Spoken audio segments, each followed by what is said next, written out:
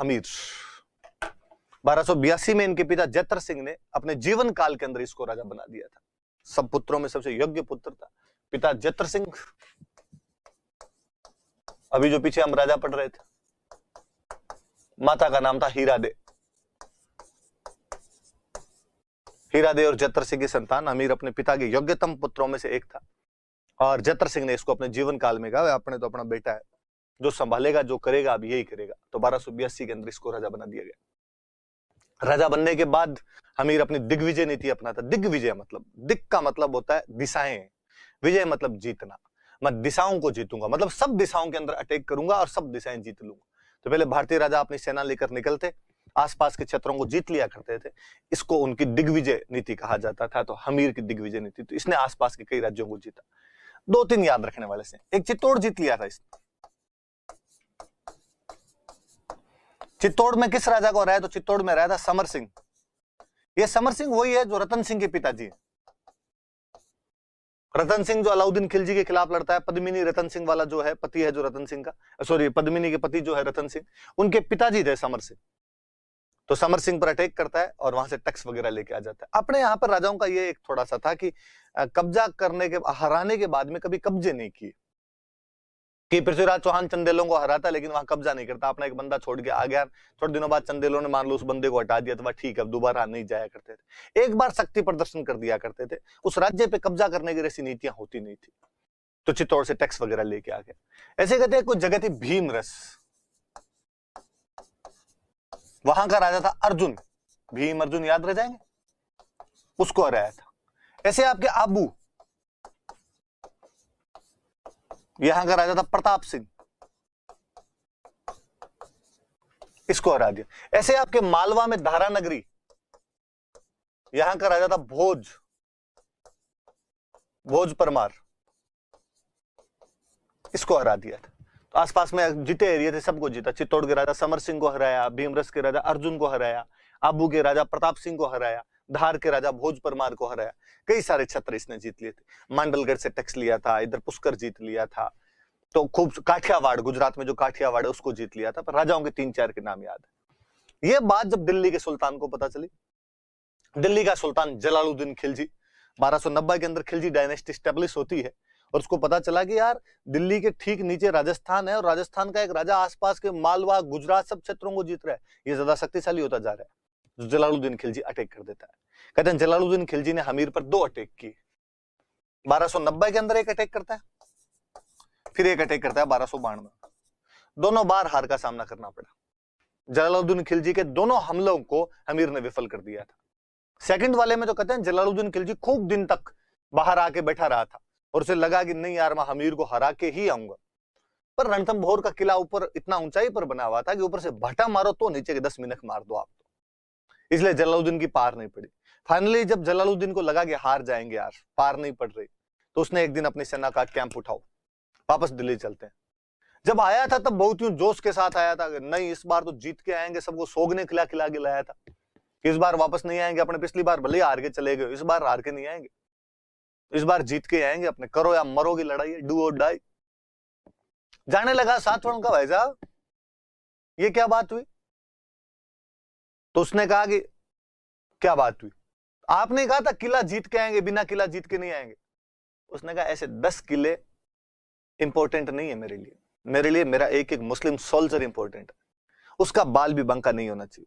मेरे मुस्लिम सैनिक मर रहे हैं, और नहीं मैं ऐसे मेरे मजहब के सैनिकों को मरता हुआ नहीं देखना चाहता, किला बाद में देख लेंगे। तो याद रखना कि ये किसने कहा था कि ऐसे 10 किलों को मैं मुसलमान के बाल के बराबर नहीं समझता हूं। ऐसा जलालुद्दीन खिलजी ने कहा था। कब कहा था? जब वो रणथंभौर हार गया था। खिसियानी बिल्ली खंबा नोचे, कुछ ना कुछ तो आपको बोलना पड़े। तो उसने दूसरा हमला जब उसका विफल हुआ तो उसने ये कहा था, लिखा हुआ है, मैं ऐसे 10 किलों को मुसलमान के बाल के बराबर नहीं समझता। किले मतलब fort. I don't regard such 10 of forts even equal to 1 hair of the Muslims। कि मैं ऐसे 10 किले भी मुझे देते हो और यदि मेरे मुसलमान सैनिक मरते हो तो नहीं, मुझे मेरे भाइयों को बचाना ज्यादा जरूरी।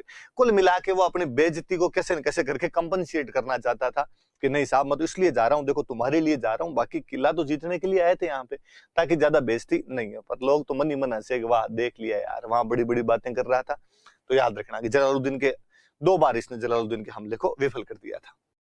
आगे बढ़ते हैं। देखो अब थोड़े दिनों बाद जलालुद्दीन का जो भतीजा था अलाउद्दीन खिलजी, वो अपने चाचा को मार देता है और चाचा को मार के राजा बन जाता है। अलाउद्दीन खिलजी राजा बना। तो अलाउद्दीन खिलजी तो बहुत ज्यादा साम्राज्यवादी किस्म का राजा था कि दिल्ली सल्तनत में सुल्तानों का राज आने के बाद पहली बार किसी ने यह सोचा कि साउथ इंडिया के अंदर भी अपने को प्रचार प्रसार करना है, साउथ इंडिया में भी राज्य का विस्तार करना है, एम्पायर एक्सपेंशन करना है, तो वो अलाउद्दीन खिलजी था। ये बात सोचने वाला व्यक्ति अलाउद्दीन खिलजी था। और कहते हैं अलाउद्दीन खिलजी ने तो कहा था कि मुझे पूरी दुनिया जीतनी है। सिकंदर सानी उपाधि धारण कर ली थी उसने, मैं दूसरा सिकंदर बनना चाहता हूं, सिकंदर की तरह बनना चाहता हूं। और तो कोई काजी साहब थे और उन काजी साहब ने समझाया, उन्होंने कहा यार दुनिया बाद में जीतना रहे, पहले कम से कम ये भारत तो जीत ले। तुम ये नॉर्थ में बैठे हो, नीचे साउथ पूरा पड़ा है इनके, कभी नर्मदा तो क्रॉस करो, कभी विंध्याचल की घाटियों के अंदर से तो निकलो, नीचे भी पड़ा है। तो साउथ के अंदर ही पहली बार कोई गया था, आदमी उसी ने सबसे पहले हमले वगैरह करने शुरू कर दिए थे। तो अब वो जब साउथ तक जा रहा है तो आदमी राजस्थान की तरफ तो ऑब्वियस सी बात आएगा। तो अब अलाउद्दीन खिलजी ने हमले करने शुरू किए। 1301 में अलाउद्दीन खिलजी का रणथंभौर पर आक्रमण। हालांकि इसके भी अटैक लंबे चले, 1299 के आसपास से अटैक होने लग गए थे, 1299 के आसपास से इसने अटैक कर दिए थे। बड़ा युद्ध 1301 वाला, इसलिए हम 1301 वाला पढ़ लेते हैं। हम कारण पढ़ते हैं कि वो क्यों अटैक करना चाहता था। एक तो ये कि रणथंभौर बहुत स्ट्रेटेजिक पोजीशन पर था अपने आप में, जैसे चित्तौड़गढ़ का किला वैसे बहुत ऊंचा बना हुआ किला, उबड़ खाबड़ एक रास्ता, जंगल के अंदर था, जल्दी से दुश्मन को दिखाई नहीं देता था। तो अतः ऐसे किसी किले पर यदि कब्जा किया जाता है ना, तो आप संकट की घड़ी में कभी वहां शरण ले सकते हो, आपकी सेना को वहां रख सकते हो। फिर वही रणथंभौर भी, चित्तौड़ रणथंभौर ज्यादा दूर नहीं, पास पास में पड़ते थे कोई, तो दिल्ली से मालवाड़, दिल्ली से गुजरात वाला जो रास्ता है उसमें कहीं ना कहीं वो काम आ सकता था आपके। तो एक तो ये बड़ी बात थी। फिर रणथंभौर जैसे बड़ा दुर्ग यदि आपके कब्जे के अंदर आ जाता है तो बाकी राजस्थान वालों को आप डरा सकते हो वहां बैठ के, रणथंभौर जीत लिया तुम छोटे मोटों की तो औकात ही क्या है मेरे सामने। लिखा हुआ है रणथंभौर सामरिक दृष्टि से बहुत महत्वपूर्ण था, Ranthambore was strategically very important.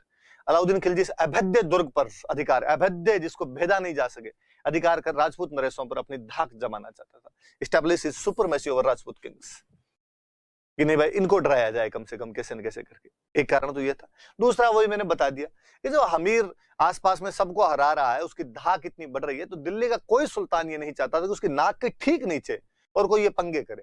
लगता था यार जो आज मालवा गुजरात पर अटैक कर रहा है वो कल दिल्ली की तरफ आएगा, वो आए इससे पहले अपने चले।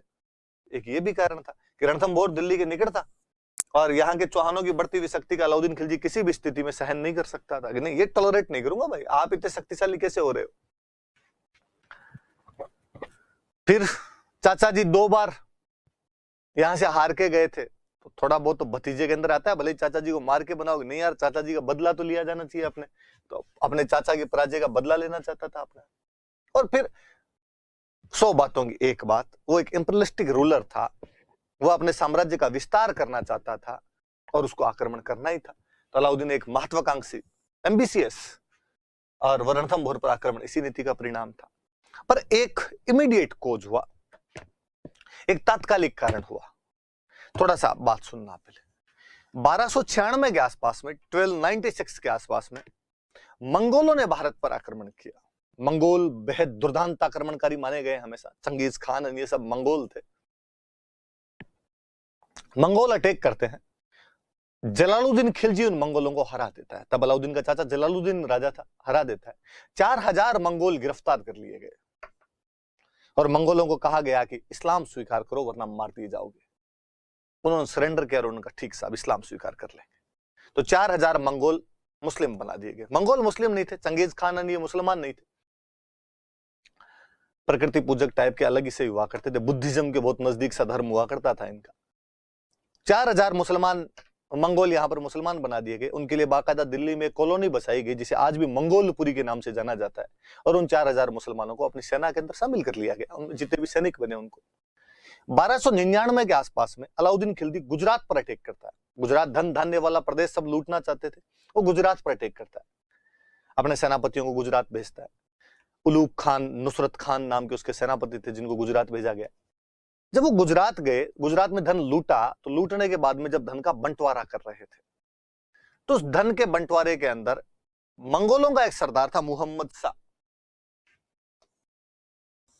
एक उसका साथी और था के हब्रू, दो मंगोलों के सरदार थे। और इन्होंने उलूग खान को कहा कि जितना लूटा है ना उसका 20% हमें दे, 1/5 भाग हमें दिया जाना चाहिए, हमने ज्यादा अच्छे से लड़ाई की थी और तू हमें रुपए कम दे रहा है लूट में। उलूग खान का दे रहा हूं तो ले लो, मैं थप्पड़ मारूंगा। तो मोहम्मद शाह और के हब्रू को लगा कि अच्छा हम अभी नए नए मुसलमान बने हैं ना, इसलिए तुम लोग हम पर विश्वास नहीं करते हो और इसलिए तुम लोग हमारे साथ भेदभाव करते हो, तो अपने बंदों को तो पैसे ज्यादा और हमें ऐसे इस प्रकार के कोई भी पैसे नहीं दिए जा रहे हैं, और वो वहां पर उनके खिलाफ बगावत कर देते हैं। तो कई मंगोलों को पकड़ के तो इन्होंने मरवा दिया। ये दो भाई वहां से भागने में कामयाब हो गए। कौन कौन? मोहम्मद शाह और के हब्रू। भाग के कहां जाए? तो दुश्मन का दुश्मन दोस्त होता है। खिलजियों का दुश्मन कौन? तो रणथंभौर का राजा हमीर चौहान। तो ये दोनों भाग के हमीर के पास आ गए और हमीर को आके कहा कि हमें शरण दे। किसके खिलाफ? अलाउद्दीन खिलजी के खिलाफ। हम दोनों से ऐसे लड़के आ गए। हमीर ने कहा ठीक है रह जाओ। मोहम्मद शाह के हब्रू ने वापस कहा कि सोच लो, हम लम मांग रहे हैं तुमसे। हमीर ने कहा कोई हो तो क्या फर्क पड़ता है, इसका चाचा 2 बार आके गया था, लास्ट में कैंप उखाड़ के तंबू ले जाने पड़े थे। यहां से रहो, तुम तो मजे करो यहाँ पे। उल्टा मोहम्मद शाह को उसने एक जागीर दी, जगाना की जागीर, लो रहने की व्यवस्था और करवाता हूं आपको। कहते हैं अलाउद्दीन खिलजी इस बात से बहुत ज्यादा नाराज हुआ कि यार मेरे विद्रोही, मेरे रिबेल, और तू उनको असाइलम देगा, वो तेरे पास जाके रहेंगे। फिर एक कहानी यह भी आती है बीच में कहीं कि अलाउद्दीन खिलजी की एक बेगम थी, चिमना बेगम, और मोहम्मद शाह का चिमना बेगम का गड़बड़ थी कोई। अलाउद्दीन खिलजी को पता चला कि मोहम्मद शाह मेरी बेगम चिमना के साथ मिलकर मेरे खिलाफ षड्यंत्र, कंस्पिरेसी रच रहा है। हाथ में गुस्सा वैसे आ जाए, षड्यंत्र नहीं रचे, सीधा सीधा पता चले कि लुगाई के साथ ऐसा ऐसा चल रहा है, तो गुस्से में होना स्वाभाविक था। तो अलाउद्दीन खिलजी ने कहा आप तो पकड़ के लाओ रे इसको, गरम चिमटे से नहीं दगाना इसको, तो देख लेना। तो अलाउद्दीन को अटैक करना ही था। अलाउद्दीन ने हमीर को पहले कहा कि भैया हमारे 2 बंदे घूमते घूमते तेरी तरफ आ गए, हमने सुना है तूने उनको जागीर वागीर और दे दी, प्लीज अपने देख आपस में कोई दुश्मनी है नहीं, सीधी सीधी तो लड़ाई थी तो चाचा के साथ थी तेरी, सौंप दे वापस। हमीर ने कहा कि नहीं, मैं एक बार कमिटमेंट कर लेता हूं, फिर तो मैं खुद की भी नहीं सुनता। अलाउद्दीन ने कहा फालतू में लेने के देने पड़ जाएंगे, क्या पड़ा है इन डायलॉग्स के अंदर तेरे। अमीर ने कहा कि नहीं, शरणागत की रक्षा करना, रिफ्यूजीज उनको प्रोटेक्शन देना, यह सनातन संस्कृति का धर्म है। कभी राजा शिवी ने कबूतर को बचाने के लिए अपने पूरे शरीर का दान दे दिया था। तो जब एक कबूतर को बचाने के लिए हमारे राजा शिवी ये कर गए थे, तो यहां तो 2 मनुष्य हैं, इनका परिवार है, नहीं साहब इनको नहीं छोड़ूंगा। तो कहते हैं अलाउद्दीन खिलजी को गुस्सा आया और अलाउद्दीन खिलजी ने अपने 3 सेनापति उतारे। सबसे पहले अभी बात करते हैं अपने आगे सेनापतियों के नाम और होंगे, तो ये तो कारण पढ़ लेना। अलाउद्दीन खिलजी ने अपने 3 सेनापति भेजे। सबसे पहले उलूग खान, नुसरत खान और अलप खान।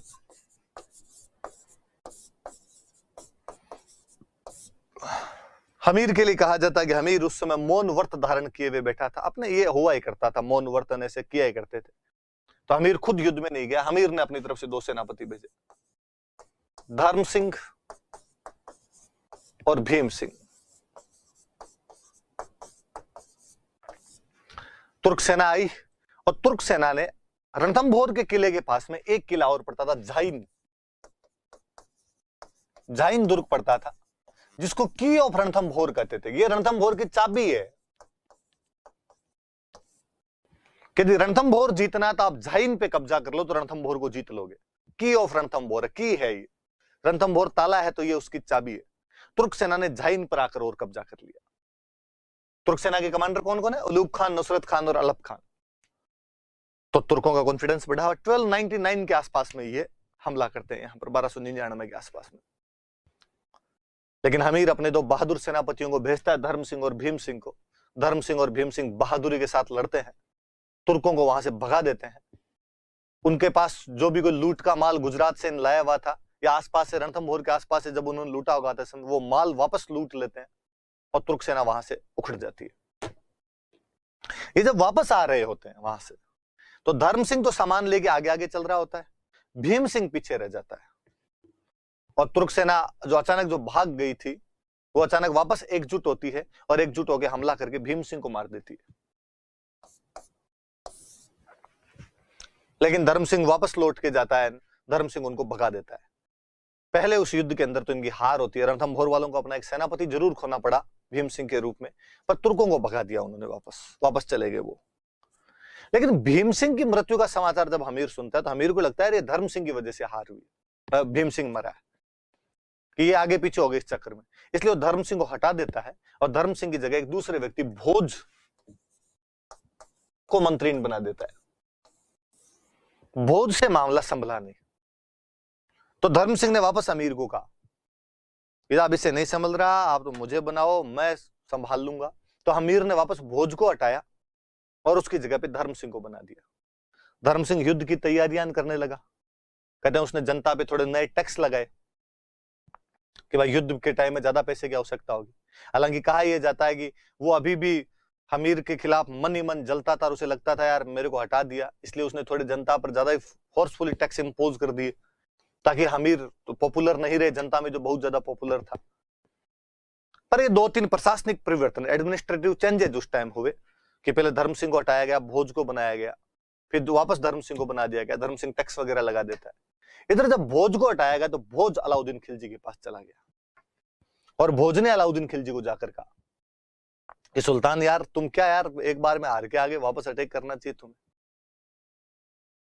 इस बार सुल्तान वापस अपनी सेना भेज देता है। इस बार ये 2 सेनापति, अलप खान नहीं है, ऊपर वाले 2 सेनापति है। मैं अलप खान मिटा रहा हूं, पहले में अलप खान आया था, दूसरे में अलप खान नहीं है। इस बार ये 2 आए, उलूग खान और नुसरत खान आए। रणथंभौर की घेराबंदी की गई, अपने हथियार वथियार लगा के लड़ाई शुरू की गई। अंदर किले के अंदर भी उन लोगों ने अपने हथियार लगाए और ऐसी एक झड़प के अंदर वो किले के अंदर से आक्रमण करते, बाहर से किला तोड़ने की कोशिश करते, दीवारें तोड़ने की कोशिश करते। नुसरत खान मार दिया गया। याद रखिएगा, ये क्वेश्चन कोई पूछेगा आपसे कि अलाउद्दीन खिलजी का कौन सा सेनापति रणथंभौर आक्रमण में मारा गया था? नुसरत खान। क्योंकि अलाउद्दीन खिलजी के 4 मुख्य सेनापति थे जिन्हें 4 खान कहा जाता है। उलूग खान, नुसरत खान, अलप खान, एक आप और पढ़ोगे जफर खान। मिडिवल में पढ़ोगे जफर खान मंगोलों के खिलाफ लड़ता हुआ मारा गया था और जो नुसरत खान है वो अपने कहां पे लड़ता हुआ मारा गया? रणथंभौर में। अब उलूग खान ने अलाउद्दीन को समाचार भेजा कि बेइज्जती हो रही है, दिल्ली बैठा बैठा क्या कर रहा है। अब नुसरत खान को और सल्टा दिया इन लोगों ने। तो अलाउद्दीन खिलजी एक बहुत बड़ी सेना लेकर आता है। रणथंभौर के बाहर घेरा डाला जाता है। झाइन पेन कब्जा कर लेते हैं ये लोग। 9 महीने 16 दिन के आसपास का घेरा पड़ा रहा बाहर, लेकिन किले के गेट नहीं खुले, उल्टे अंदर के हमले और तेज होते जा रहे लगातार। अलाउद्दीन को लगा कि पार पड़ेगी नहीं, चाचा जी की तरह वापस डेरे उठा के जाना पड़ेगा और बेइज्जती होगी। अलाउद्दीन चालाक आदमी था। वह शेर जितना ताकतवर और लोमड़ी जितना चालाक था। साम दाम दंड भेद, येन केन प्रकारेण, छल बल सब आया करते थे उसको। और उसने हमीर के 2 सेनापतियों को पटा लिया। हमीर का कोई एक, उसने पहले हमीर के पास समाचार भेजा कि मैं संधि करना चाहता हूं तुमसे। हमीर ने अपना एक बंदा संधि करने के लिए भेजा जिसका नाम था रतिपाल। और कहते हैं कि उसने रतिपाल को पटा लिया अलाउद्दीन ने। उसने कहा कि यार क्या संधियां वंधियां करता घूमता है, मैं तेरे को राजा बना सकता हूं रणथंभौर का। हमीर ने कहा हाउ? रतिपाल ने कहा कैसे? उसने कहा तू तो मेरा साथ दे, अपने हमीर को मार देंगे, हमीर को मार के तेरे को राजा बना देंगे। रतिपाल ने कहा पक्का? उसने कहा पर देख अकेले से तेरे पार पड़ेगी नहीं, एक आधे आदमी को अपने तरफ और मिला। उसने कहा ठीक है, एक मेरा साथी और है उसको मिलाता हूं। वह साथी था रणमल। तो 2 बंदे हमीर के साथ भी ट्रायल करते हैं। रतिपाल और रणमल, जो किसकी तरफ जाकर मिल जाते हैं? अलाउद्दीन की तरफ जाकर मिल जाते हैं। पूछा अलाउद्दीन ने कि भाई कैसे, क्या करोगे, अंदर का मामला किताब पड़ा है, कितने दिन तक अमीर और गेट नहीं खुलेगा, अंदर बैठा रहेगा, अनाज वनाज खत्म होना ही है कभी, तब तो बाहर निकलना ही पड़ेगा, बंदे बंदे मरना ही है कभी तो। उनका साहब ये तो पूछो ही मत आप, अनाज पोबारा 25 है, खूब सारा स्टॉक इकट्ठा किया हुआ है, पानी वानी खूब है हमारे तो अंदर तो उसने कहा इसका मतलब तो गेट खुल ही नहीं सकते, फिर तो अमीर बाहर लड़ने के लिए आएगा नहीं, किला अपने से टूटेगा नहीं। उनका बात तो यही है, तो मंग तो बताओ तुमने, हम हमारी तरफ आए हो तुम लोग, हम तुम्हें राजा बनाएंगे, तो कोई प्लान तो हो। एक प्लान है, अलाउद्दीन खिलजी वाले साथियों ने किसी ने और कहा, एक प्लान अपने कर सकते हैं क्या, कि अंदर हिंदू पब्लिक बैठी है पूरी, यदि अनाज के भंडार में गाय की हड्डियां और पानी में गाय का खून मिला दिया जाए तो हिंदू उसको टच भी नहीं करेंगे,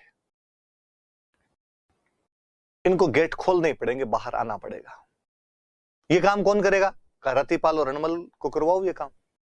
और कहते हैं रतिपाल और रणमल ने जहां अनाज भंडार था वहां पर गाय की हड्डियां मिला दी, हड्डियों का चूरा डाल दिया, वहां पर जहां पानी था वहां गाय का खून मिला दिया।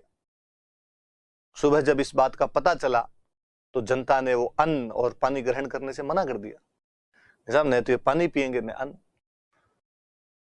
जितना कोई दूसरा स्टॉक था जो अनाज घर पे पड़ा था लोगों के, उससे कितने दिन तक काम चलता। हालात ये हो गए थे कि अमीर खुसरो अपनी पुस्तक खजाइन उल फुतूह के अंदर लिखता है, जिसके बारे में पहले बता चुका हूं आपको। अमीर खुसरो कहता है कि रणथंभौर के किले की हालत ये हो गई थी कि यदि कोई 2 दाने सोने के दे तो उसके बदले में 1 दाना अनाज भी नहीं मिल रहा था। 2 दाने सोने के बदले में भी 1 दाना अनाज का नहीं मिलता था। अब जब इतनी हालत खराब हो गई तो हमीर को लगा अब क्या किया जाए। हमीर चुपचाप बैठा हुआ है, अपने पब्लिक में त्राहिमाम मचा हुआ है, भूख मर रहे हैं। राजा ऐसे मामले में क्या करता है, अपने पास जो अनाज वगैरह होता वो भी बांट दिया करता। जनता भूखी नहीं मरनी चाहिए। गढ़ के बाहर जाएं तो कहीं से अनाज लेके आए, पर गढ़ के बाहर जाएं कैसे? गढ़ के फाटक खुले तो बाहर सेना बैठी हुई है, लड़ाई की जा सकती है केवल। सेना अमीर को कहे कि भूखे मरने से अच्छा है 2-2 हाथ करके मरे। ऐसे समय में जब अपनी सेना कम हो और दुश्मन की सेना ज्यादा हो, किले का अनाज और पानी समाप्त हो जाए, तब अपने वालों के लड़ने का एक दूसरा विकल्प हुआ करता था, जिसे हम साके के नाम से जानते हैं। इसमें तमाम महिलाएं फायर बाथ कर लिया करती थी, जिसे हम जोहर कहते हैं, और तमाम पुरुष केसरिया कपड़े पहनकर बाहर लड़ने के लिए जाते थे और वीर गति को प्राप्त हो जाया करते, जिसे हम केसरिया कहते हैं। सैनिकों ने कहा 2-2 हाथ किए जाएं और बचा भी क्या है, पर हमीर ऑर्डर नहीं दे। हमीर चुपचाप अपने महल के अंदर बैठा हुआ, चिंता मग्न बैठा। हमीर की रानी हुआ करते थे रंग देवी।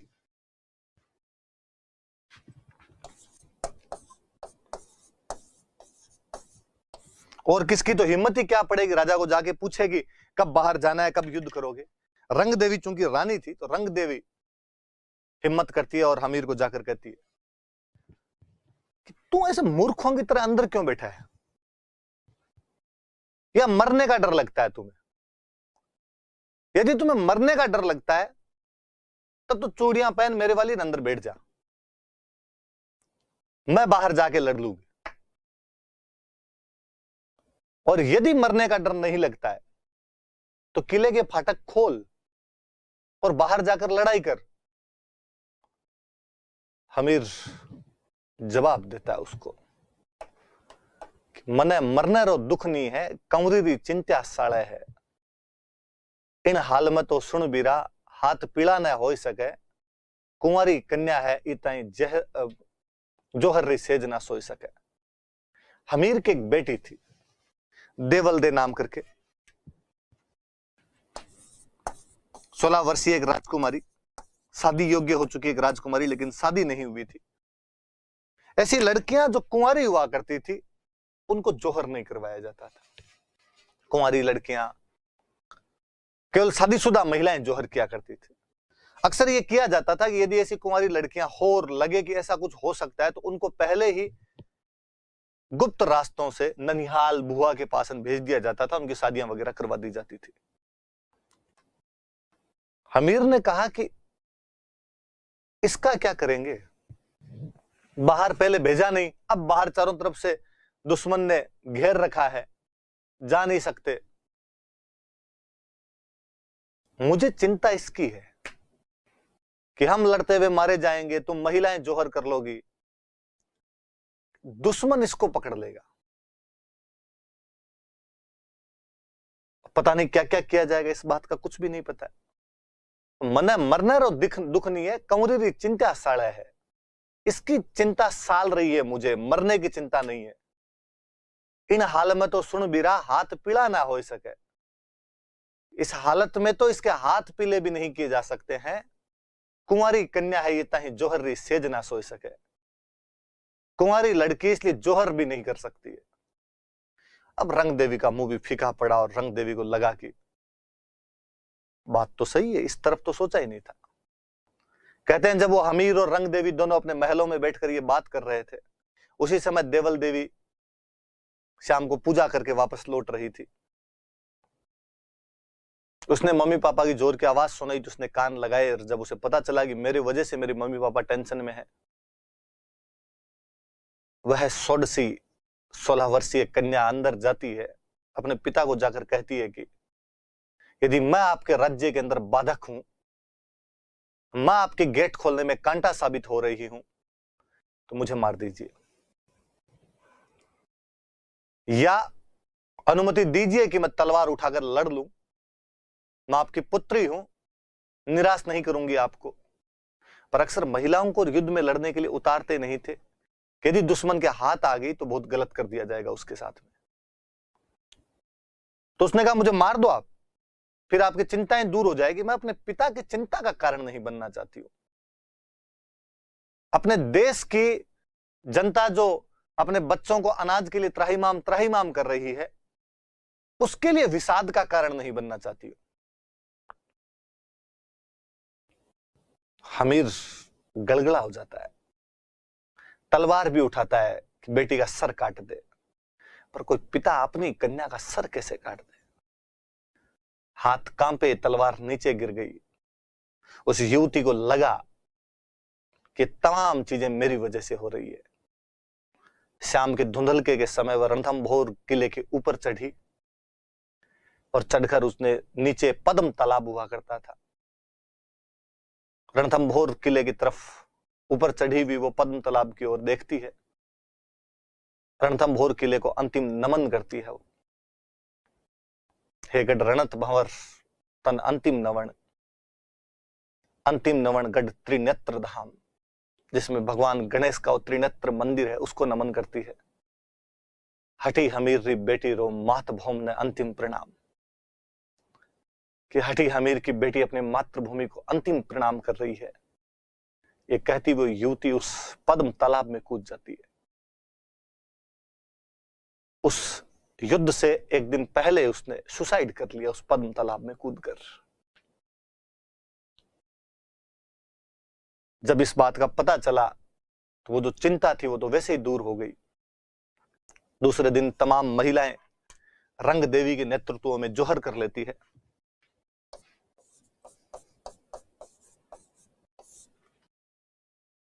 तमाम पुरुष हमीर के नेतृत्व में केसरिया करते हैं। दो चीज होती है साके में,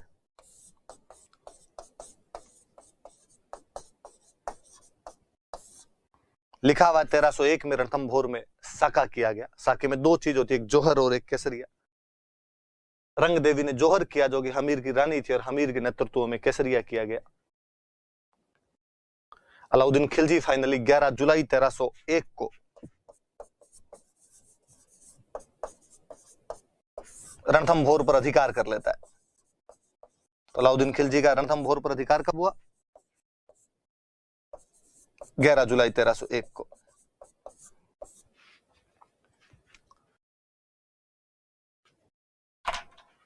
दो बातें मैं बताना चाहूंगा। आप जब ये कहानी सुन रहे हैं तो आप में से कई लोगों ने, जिन्होंने राजस्थान जी के पढ़ रही होगी, आपको लगता होगा कि ले यार ये आदमी मेन बात क्यों नहीं बता रहा। आप में से कईयों को यह भी लगता होगा कि रणथंभौर में 1301 के अंदर साका किया गया था, तो सर इससे संबंधित क्वेश्चन क्यों नहीं बता रहे? दो चीजें, एक तो रणथंभौर में जो 1301 के अंदर साका किया गया था, इसको राजस्थान का पहला साका माना जाता है, या कई बार पहला जोहर लिख देते हैं तो पहला जोहर माना जाता है कि 1301 के अंदर रणथंभौर में जोहर किया गया था। आरपीसी का ऐसा क्वेश्चन है पूछा हुआ कि राजस्थान में पहला जोहर का कहां किया गया था, तो रणथंभौर में किया गया था। हम जानते हो 1301 के अंदर हुआ था, तो पहला साका 1301 वाला ये है, यही पहला जोहर है।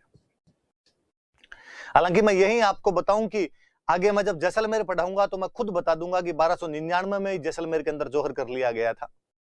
वहां पर भी अलाउद्दीन खिलजी का अटैक होता है और मूलराज की रानियां वहां पर जोहर कर लेती है।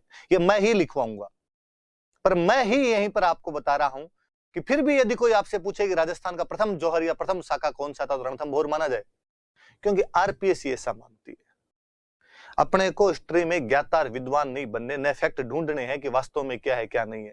तुम दिन को अगर रात कहो, हम रात कहेंगे। आरपीसी कहती है 1301 वाला है, रणथंभौर वाला है, हम मानेंगे कि हाँ साहब ये है।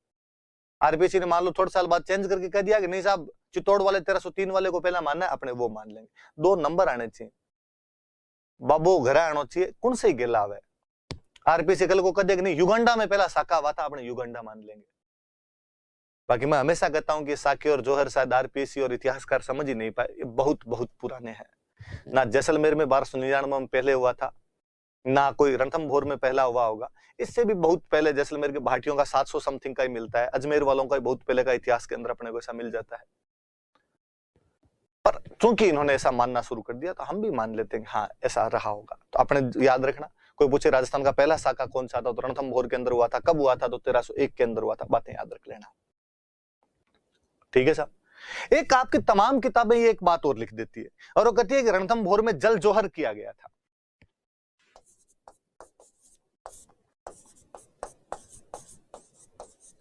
कि रणथंभौर में जल जोहर हुआ था। हालांकि मेरे कभी समझ में आया नहीं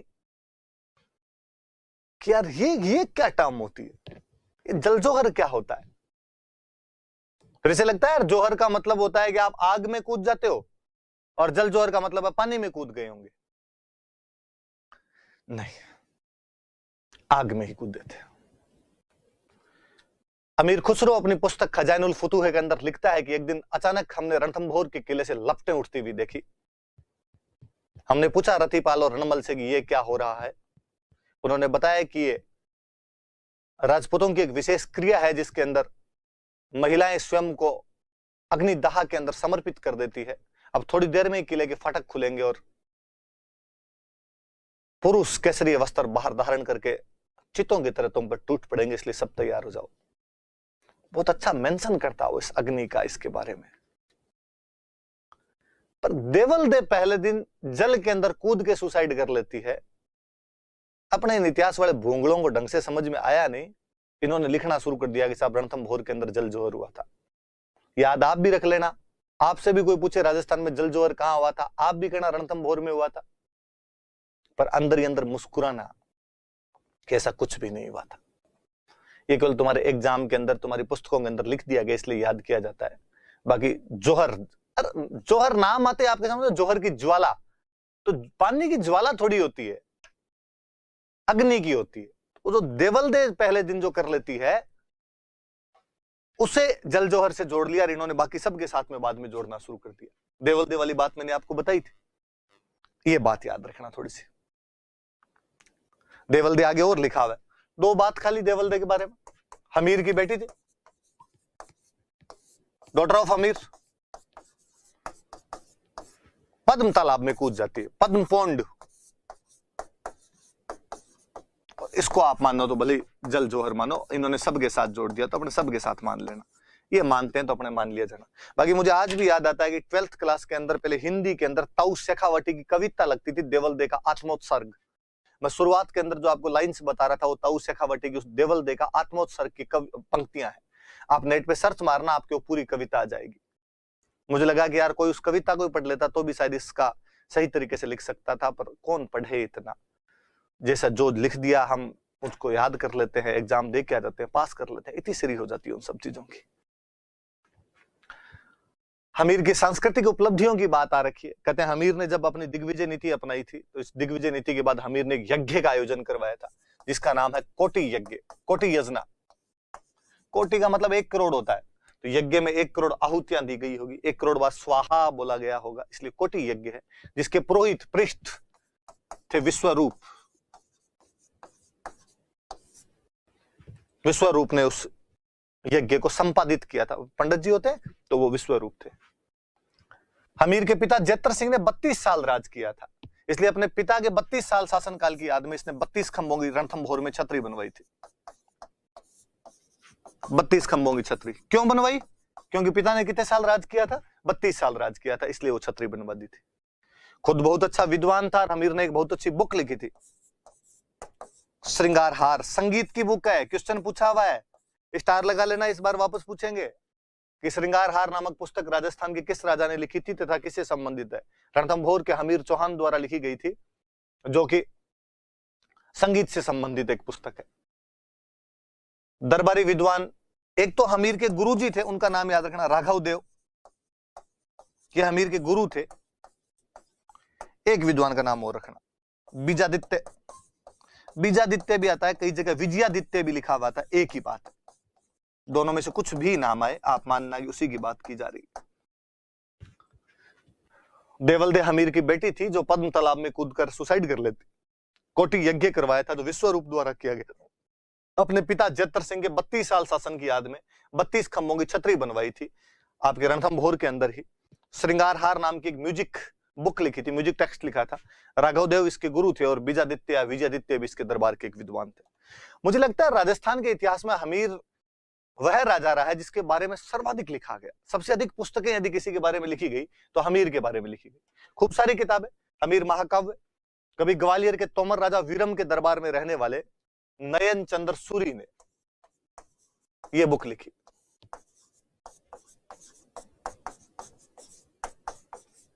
नयन चंद्र सूरी की पुस्तक है। एक भांडव व्यास नाम करके एक थे, उन्होंने लिखी हमीरायण।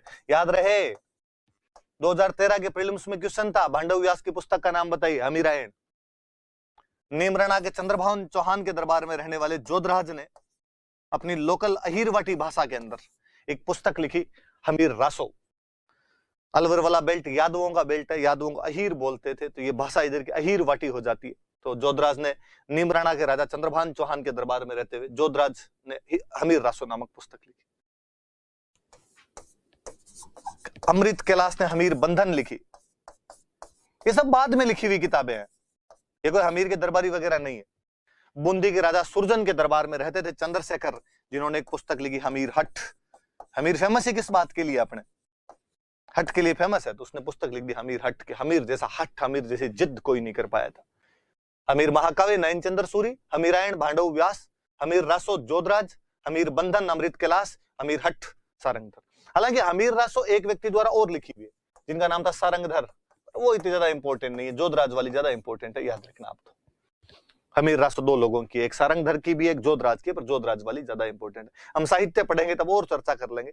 यहाँ पे नाम आया तो मुझे लगा यार कुछ किताबें यहाँ याद कर लेनी चाहिए जो हमीर से संबंधित है। आगे बढ़ते हैं। ये पद्म तालाब है, पद्म तालाब का सीन है। ये 32 खंभों की छतरी है जो अपने पिता जैत्र सिंह के 32 साल शासनकाल की याद में बनाई थी। न्याय की छतरी भी कहा जाता है, कैनोपी ऑफ जस्टिस, न्याय की छतरी कहो या 32 खंभों की छतरी कहो। लो 32 खंभों छतरों की नाम आया तो मैं फिर बताऊं। राजस्थान में 32 खंभों की 2 छतरियां हैं, 32 पिलर्स की 2 छतरियां। एक रणथंभौर में जो हमीर बनवाता है अपने पिता जैत्र सिंह की याद में। आपको याद हो तो मैंने एक आपको बताया था कि प्रताप पर अकबर की तरफ से अंतिम आक्रमण जगन्नाथ कछवाहा ने किया था। बताया था आपको मैंने जगन्नाथ कछवाहा की बात। उस जगन्नाथ कछवाहा की छतरी भी 32 खंभों की है।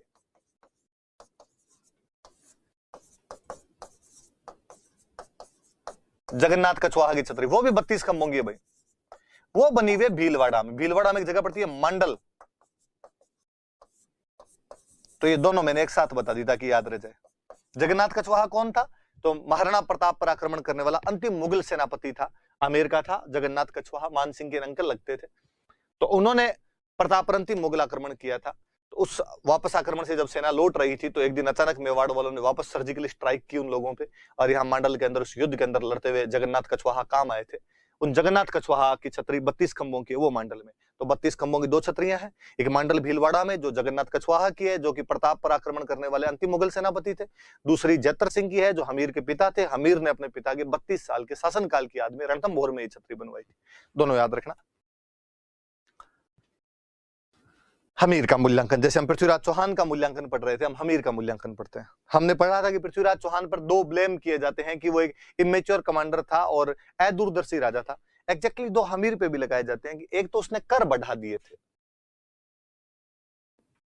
टैक्स बढ़ा दिए थे उसने, सब जनता पे टैक्स बढ़ा दिए थे उस आदमी ने। दूसरा एक कि यार स्टबर्न एटीट्यूड, इतनी जिद भी किस काम की, तेरा क्या पड़ा था यार। उनको शरण दी फालतू में अलाउद्दीन खिलजी के विद्रोहियों को। अलाउद्दीन खिलजी के विद्रोहियों को शरण नहीं देता तो अलाउद्दीन अटैक नहीं करता, अलाउद्दीन अटैक नहीं करता तो मरना नहीं पड़ता। अब धक्के से चला चला के पंगे लोगे, कुचरनियां करोगे तो मरोगे। तो 2 आरोप लगाए जाते हैं, एक तो टैक्स बढ़ा दिए थे उसने और दूसरा जिद करने वाला आदमी था, स्टबर्न एटीट्यूड रखता था, हट करने वाला आदमी था। पर हम वापस जस्टिफाई करते हैं उसको। हम कहते हैं कि टैक्स उस समय बढ़ाए गए थे जब युद्ध चल रहा था। पहली बात तो टैक्स धर्म सिंह ने बढ़ाए थे, धर्म सिंह का लक्ष्य ही शायद आमिर को अलोकप्रिय करना था।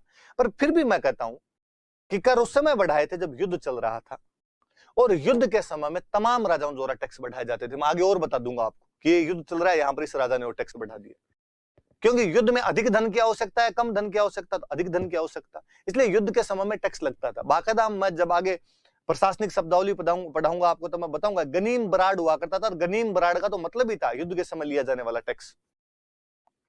इस युद्ध से पहले हमीर ने ऐसा कभी टैक्स नहीं लिया। यदि वो जनता के प्रति इस प्रकार का सोचने वाला आदमी होता तो पहले कभी बढ़ा लेता, वो शांति काल के अंदर ही टैक्स बढ़ा लेता, पर उसने ऐसा कभी नहीं किया था। युद्ध के समय बढ़ाया गया था, ऐसे तमाम राजा करते थे। इसलिए आप पर्टिकुलर इंडिविजुअल किसी बंदे को टारगेट नहीं कर सकते, देखो इसने कर बढ़ा दिया। यूनिवर्सल चीज है जो सबके द्वारा की जाती है, जनरल प्रैक्टिस है, तो हमीर द्वारा कर ली गई थी, तो कर बढ़ाने वाली बात तो है नहीं।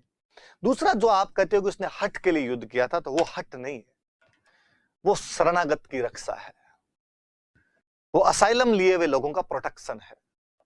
और शरणागत की रक्षा हिंदू संस्कृति का अभिन्न अंग था, जो सदियों सदियों से चला आ रहा था, जो राजा शिवी द्वारा कबूतर को बचाने से लेकर भरतपुर के जाट महाराजा रणजीत सिंह द्वारा जसवंतराव होलकर को अंग्रेजों की शरण दिए जाने तक चलता रहा था। आगे भी खूब सारे उदाहरण है, पर हम हिस्ट्री में ऐसे उदाहरण तो पढ़ते हैं कि नहीं साहब, एक बार आपके पास में आ गया तो आपकी जान चली जाए, पर एक बार उसको कह दिया कि हाँ तुझे हम बचाएंगे, तो उसके बाद नहीं सौंपा करते थे।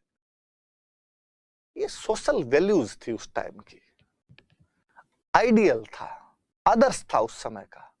वह व्यक्ति केवल अपने आदर्शों का पालन कर रहा था, और यदि कोई अपने आदर्शों का पालन करते हुए बलिवेदी पर चढ़ जाए तो ये कमी नहीं है, ये उस व्यक्ति की बहादुरी है, उस व्यक्ति की कर्तव्य परायणता है कि जो ड्यूटी है उस ड्यूटी के लिए वो लड़ा, उसका रिजल्ट क्या होगा इसकी हम चिंता नहीं करते। हमीर पर कर बढ़ाने और हट के लिए युद्ध करने का आरोप लगाया जाता है, लेकिन उसे इन आरोपों से मुक्त किया जा सकता है, but he can be released from these charges.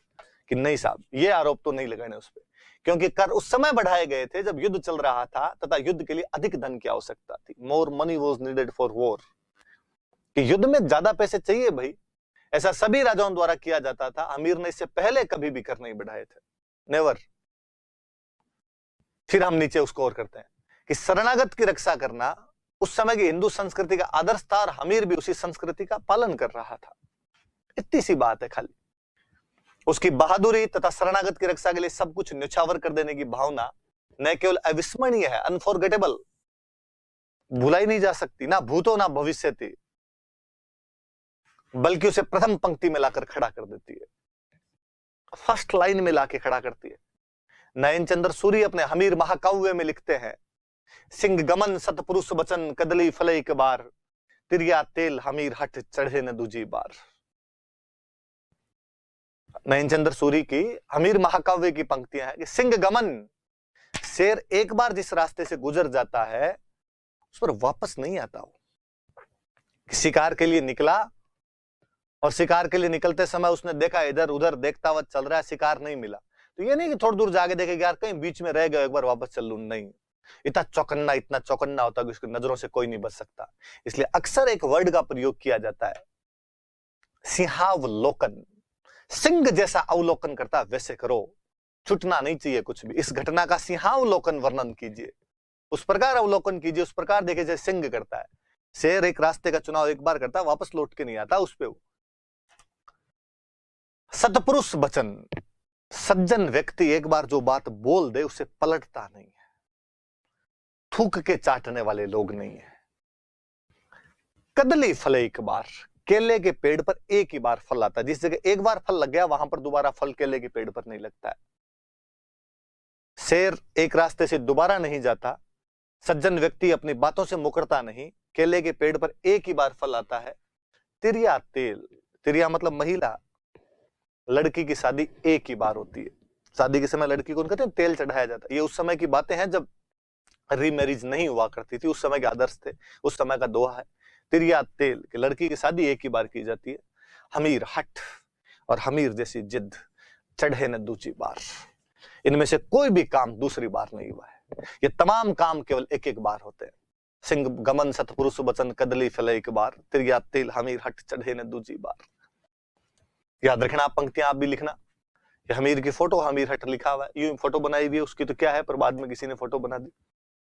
एक बात मैं और कंक्लूड करना चाहूंगा, बताना चाहूंगा कि राजस्थान का पहला साका था। अमीर खुसरो अपनी पुस्तक खजाइनुल फुतूह में इसका वर्णन करते हैं। मैं अमीर खुसरो की दो किताबें बताना चाहूंगा आप यहां पर।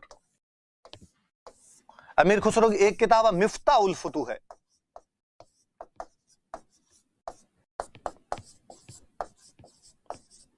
अमीर खुसरो की एक किताब है खजाइनुल फुतूह है।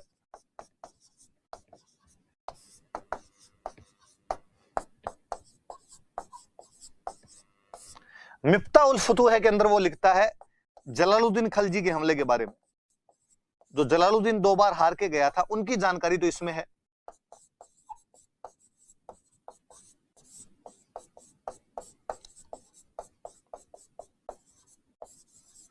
और खजाइनुल फुतूह में अलाउद्दीन खिलजी का आक्रमण, आंखों देखा वर्णन, लाइव डिस्क्रिप्शन है, साथ में ही था, डायरेक्ट कमेंट्री है उसकी।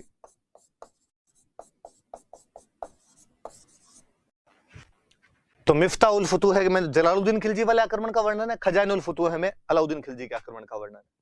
और जब अलाउद्दीन यहां पर कब्जा कर लेता है तो अमीर खुसरो अपनी पुस्तक में लिखता है कि आज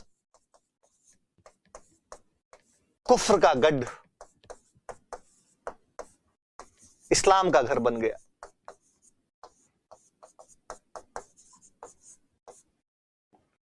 कुफ्र मतलब मैंने बताया था, वे जो इस्लाम को नहीं मानते हो काफिर है, जो धर्म का विरोध करते हैं कुफ्र है। तो कहता है कुफ्र का गढ़, वो गढ़ जो धर्म विरोधियों के पास था, जो इस्लाम वालों के पास में नहीं था, आज इस्लाम का घर बन गया है। आज हमने कब्जा कर लिया तो इस्लाम का घर है। हालांकि पूरी लाइन उसकी बहुत अच्छी, वो कहता सिंह सो गया है और विश्वासघातियों के कारण, रतिपाल और रणमल ने जो विश्वासघात किया था, उन विश्वासघातियों के कारण आज कुफ्र का गढ़ इस्लाम का घर बन गया है। ऐसा कौन कहता है? तो अमीर खुसरो कहता है। कब कहता है? तो खजाइनुल फुतूह में कहता है, जब अलाउद्दीन खिलजी 11 जुलाई 1301 को रणथंभौर के किले पर कब्जा कर लेता है। एक ऐसी लाइन हमने पहले और पढ़ी थी कि जब जोधपुर महाराजा जसवंत सिंह जमरूद का थाना में मृत्यु हो जाती है तो औरंगजेब कहता है आज कुफ्र का दरवाजा टूट गया। अमीर खुसरो कहता है आज कुफ्र का घर इस्लाम का घर बन गया है। रणथंभौर की जीत के बाद, डिक्लाइन ऑफ रणथंभौर के बाद, कोलैप्स ऑफ रणथंभौर के बाद। अमीर खुसरो की 2 किताबें और अमीर खुसरो का डायलॉग याद रखना थोड़ा सा। एक तो मैं 2 एक बातें और बतानी चाहूंगा आपको। कहते हैं कि रतिपाल और रणमल युद्ध के बाद अलाउद्दीन के पास गए, अलाउद्दीन को जाकर कहा कि हमें राजा बनाया जाए। अलाउद्दीन ने कहा कि इन दोनों को मार दिया जाए, क्योंकि जो अपने राजा के नहीं हुए वो हमारे क्या होंगे। विश्वासघातियों के लिए यहां पर कोई भी स्थान नहीं है। रतिपाल और रणमल को भी उमरवा देता है। मोहम्मद शाह और केहबरू, वो दोनों मंगोल भाई जो उलूग खान या अलाउद्दीन खिलजी के साथ विद्रोह करने के बाद हमीर के पास आ गए थे, उस युद्ध में हमीर के साथ लड़ाई करते हैं। बेहतरीन ढंग से वो दोनों मंगोल भाई अपने जो भी उनके बाकी और साथी थे उनके साथ लड़ते हैं। केहबरू युद्ध में लड़ता हुआ मारा जाता है। मोहम्मद शाह को घायल अवस्था में पकड़ लिया जाता है। घायल अवस्था में पकड़ने के बाद अलाउद्दीन खिलजी के सामने लेकर गए और अलाउद्दीन ने पूछा कि हे मोहम्मद शाह, यदि मैं तुम्हें रिहा कर दूं तो तेरी अंतिम इच्छा क्या है, लास्ट डिजायर? मोहम्मद शाह ने कहा कि सुल्तान, मेरी दो अंतिम इच्छाएं हैं। कहा बता। का एक तो यदि मेरे हाथ खोल दिए जाए तो हाथ खोलते मैं तुझे मारना पसंद करूंगा, और दूसरा यह है कि मैं इस सिंहासन पर पुनः हमीर के किसी वंशज को बिठाना चाहूंगा जो युद्ध के अंदर बच गया हो। अलाउद्दीन मुस्कुराया और अलाउद्दीन ने कहा कि पहली बात तो समझ में आई कि तू मेरा दुश्मन है, इसलिए मुझे मारना स्वाभाविक सा काम है, ऐसा करेगा तू। पर ऐसा क्या है कि तू मुसलमान होने के बावजूद एक हिंदू के पुत्र को पुनः इस सिंहासन पर बिठाना चाहता, जबकि तुझे ये पता है कि मुसलमानों ने आज इस किले पर कब्जा कर लिया है, हमारे धर्म का हो गया है किला। मोहम्मद शाह कहता है कि मुझे धर्म का नहीं पता, पर तू उस व्यक्ति के बारे में सोच कर देख जिसकी तेरे से सीधे सीधे कोई दुश्मनी नहीं थी, पर अपने शरणागत की रक्षा करने के लिए व्यक्ति लड़ता हुआ मारा गया। वह हमीर जो केवल इस बात पर कि वो हमें वचन दे बैठा था कि मैं तुम दोनों की रक्षा करूंगा, उस रक्षा के लिए हमसे भी पहले वो भिड़ा था तुझसे, वो लड़ते भले युद्ध भूमि में सो गया हो। ऐसे व्यक्ति के प्रति मोहम्मद शाह नामक ये मंगोल कभी एहसान फरामोश नहीं हो सकता है। अलाउद्दीन ने हुक्म दिया कि हाथों हाथ इस व्यक्ति की सर कलम कर दिया जाना चाहिए। मोहम्मद शाह को भी मार दिया गया। मैं एक बात और बताना चाहूंगा कि जब रंग देवी जो हमीर की महारानी थे, वो जब जौहर में प्रवेश करते हैं, अग्नि की ज्वाला के अंदर अपने शरीर को, अपनी पार्थिव देह को समर्पित करते हैं, उस समय मोहम्मद शाह की महिलाएं भी उनके साथ में थी। मोहम्मद शाह की रानियां वगैरह, उनके परिवार की महिलाएं, वो पूरा परिवार यहां पर आया हुआ था, उन लोगों ने भी उनके साथ में जौहर किया था। इसलिए मुझे बड़ा अजीब लगता है ये पढ़ाते हुए, जब कालांतर में मैं ही ये पढ़ाऊंगा कि राजस्थान में एकमात्र किला जहां मुस्लिम महिलाओं ने जौहर किया था, और मैं भटनेर का किला लिखवाऊंगा, उसमें मेरा जीव रोता है कि इतिहास लिखने वालों ने किस प्रकार की गलतियां की, उस महान मंगोल मोहम्मद शाह को क्यों भूल जाते हैं, जो न केवल हमीर के साथ कंधे से कंधा मिलाकर लड़ा था, बल्कि उसकी रानियों ने भी हमारी उसी महान परंपरा का अनुसरण किया था जो सदियों द्वारा राजस्थान की नारियों द्वारा निभाई जाती रही थी। उन जौहर और साकों में उन जलने वाली उन पवित्र सती पवित्रताओं को, महिलाओं को हम आज भी याद करते, तो हमें याद रखा जाना चाहिए कि उसके अंदर मोहम्मद शाह की महिलाएं भी शामिल थी। पर यही है हिस्ट्री पढ़ने का तरीका, इसी प्रकार से पढ़ाई गई, इसी प्रकार से लिखी गई। हम रोजी रोटी के जुगाड़ के अंदर, 2 जून रोटी की आशा के अंदर पेट का पाप पालने के लिए ये सब करते हैं, और जो पढ़ाया गया उसको वैसे पढ़ लेते हैं, आंसर लिख के आ जाते हैं, उससे पेपर पास होता है, इसलिए वही किया जाए। ये हमीर की कहानी थी।